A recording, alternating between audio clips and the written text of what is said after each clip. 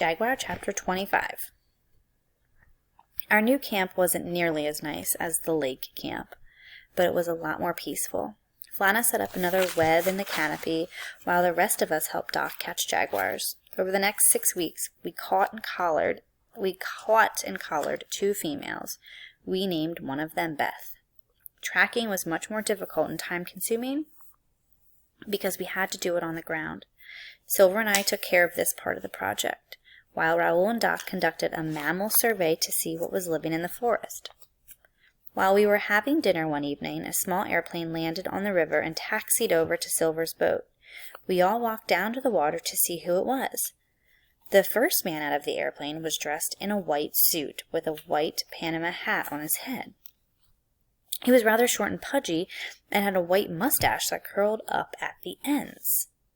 "He looks like Mr. Monopoly," I said. Doc laughed. "In a way, he is." The man walked over to us. "Jake, I'd like you to meet Mr. Wolcott."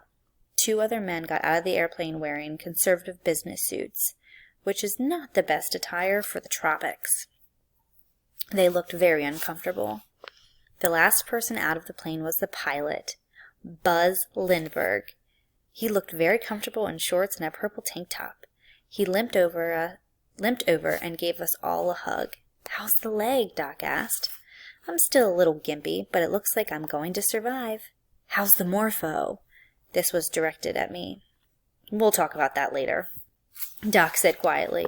"Let's go up and get Wolcott situated."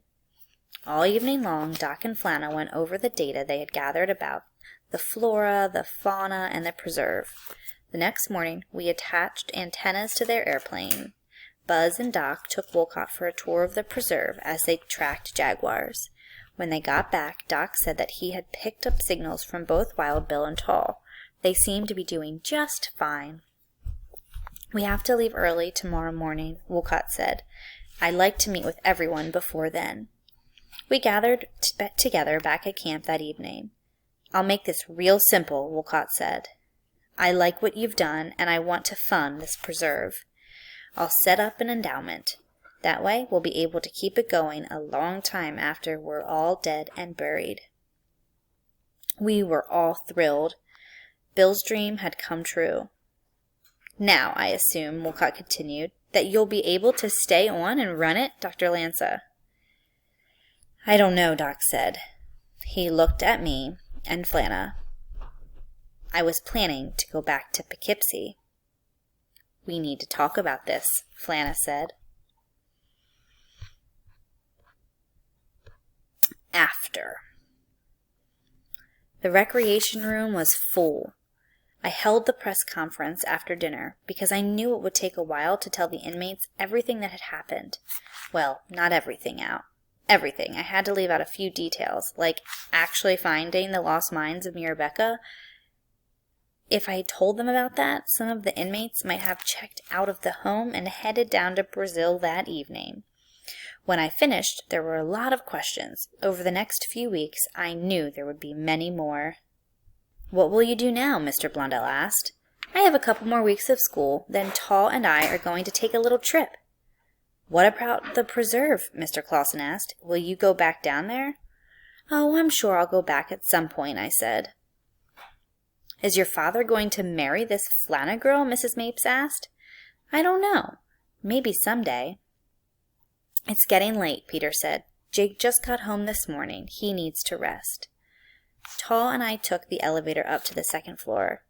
I walked him to his room. "I'm glad you came back," he said. "So am I, Tall.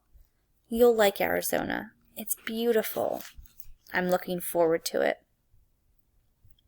I walked back to my room and looked at the jaguar tooth that Raoul had given me and thought about my last night at the preserve. Flana had talked my father into staying down there and managing the preserve. Doc said that he wanted me to stay there with him and that he would look into correspondence courses with me. He was surprised when I told him the next morning I wanted to fly back to Manlius with Buzz and Wolcott and from there catch the first flight back to the States.